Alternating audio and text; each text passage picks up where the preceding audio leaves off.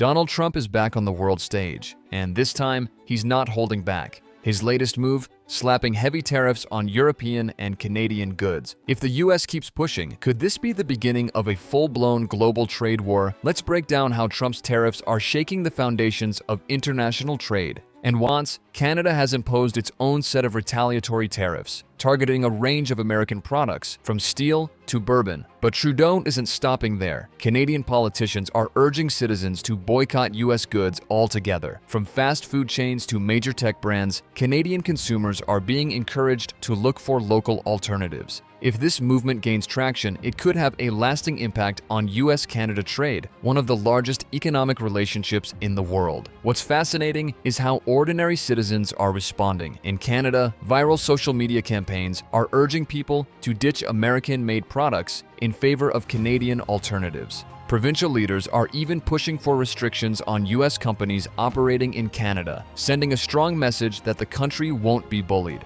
This kind of grassroots economic resistance could reshape trade patterns between the two nations for years to come. And while the US market is much larger, losing its northern ally could have unexpected consequences. At the same time, global markets are reacting to this escalating trade war. Investors are jittery, with stock markets experiencing volatility amid uncertainty over tariffs and retaliatory measures. The prospect of a prolonged economic battle between these powerful trading partners has raised concerns among economists, who warn that a full-scale trade war could slow global growth and increase inflation. With the European Union and Canada standing firm, the pressure is mounting on US businesses that rely on international exports. Could this backfire on Trump's economic strategy? But the tensions don't end there. Trump's protectionist stance extends far beyond Europe and Canada. It's also setting the stage for further confrontations with China. Beijing is watching closely, and Chinese leaders know that if Trump is willing to escalate trade disputes with America's closest allies, he won't hesitate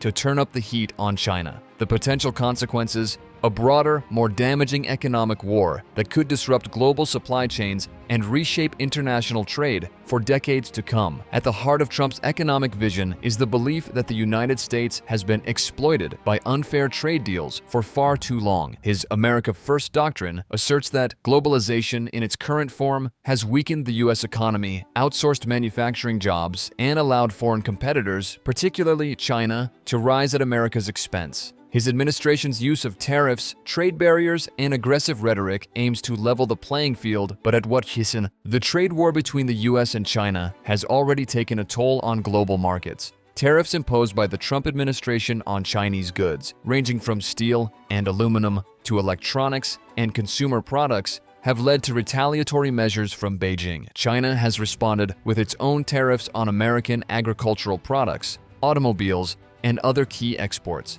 This tit-for-tat strategy threatens to escalate into a full-scale economic standoff, with both sides suffering significant losses. For China, the stakes are incredibly high. As the world's second-largest economy, China has built its economic success on a model that relies heavily on exports and foreign investment. A prolonged trade conflict with the US could weaken China's economic growth, disrupt manufacturing, and shake global confidence in its financial markets. But Beijing is not without leverage. China holds over $1 trillion in US Treasury securities, making it a crucial player in the American financial system. If tensions escalate, China could use its holdings as a bargaining chip, potentially destabilizing global financial markets. Yet, Trump's strategy isn't just about economics. There's a political dimension as well. By positioning himself as a defender of the American industries, he's rallying his base ahead of upcoming elections. He's betting that a tough stance on trade will resonate with voters who feel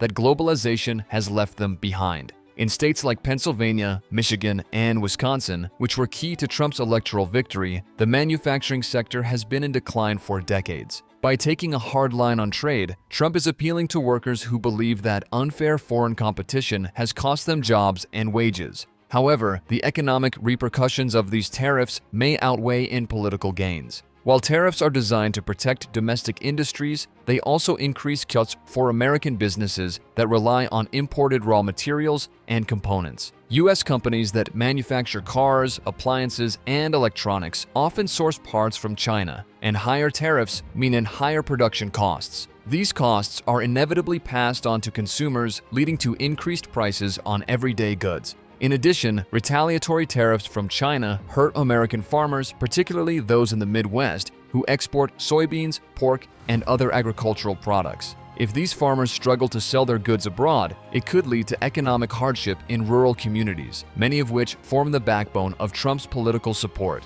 Europe's response will be critical. If EU leaders hold their ground and retaliate effectively, it could force the US to reconsider its approach. The European Union has already signaled its willingness to fight back, imposing tariffs on American products such as bourbon, motorcycles, and blue jeans, a strategic move targeting industries in politically sensitive US states. However, the EU is also keenly aware that a prolonged trade war could destabilize global markets and harm economic growth across the continent. With Germany, France, and other European nations facing economic slowdowns, the last thing they need is a full-scale trade conflict with their largest trading partner. But if Trump doubles down, we could be looking at an unprecedented trade conflict between the world's largest economies. The global economy is more interconnected than ever before, and any disruption to trade relations between major powers like the US, China, and the EU could have ripple effects across industries worldwide. Multinational corporations that operate supply chains spanning multiple countries would face immense challenges, from increased costs to logistical disruptions.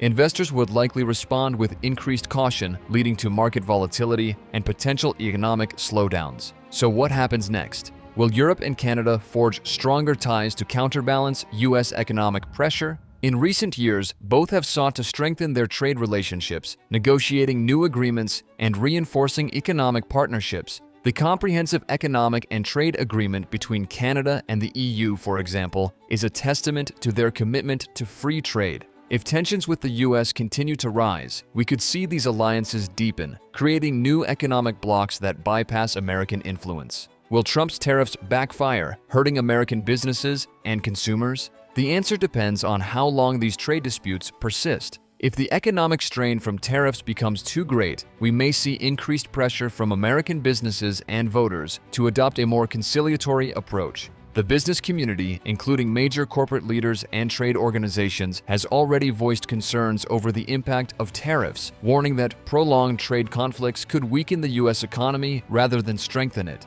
Or will this be a wake-up call for countries around the world to rethink their trade dependencies? In many ways, Trump's aggressive trade policies have prompted governments and corporations to reconsider their reliance on any single market. Diversification of trade partnerships, supply chains, and investment strategies may become the new norm, reducing dependency on the US or China as primary economic partners. Countries may invest more in regional trade agreements, alternative manufacturing hubs, and self-sufficiency in key industries. One thing is certain, this is a pivotal moment for global trade, and the repercussions will be felt far beyond the negotiating tables. The world is watching as this economic standoff unfolds, and the outcome could redefine international relations for years to come. Whether Trump's strategy ultimately succeeds or fails, it has already altered the global economic landscape, forcing nations to adapt, realign, and rethink their roles in the international trade system. As we move forward, the key question remains: how will these tensions shape the future of globalization? Will the current trend of economic nationalism continue, or will nations find a way to strike a balance between protectionism and free trade? The answer will have profound implications for businesses, workers, and consumers worldwide. Stay tuned as we continue to track this developing story. Don't forget to like this video, subscribe to our channel,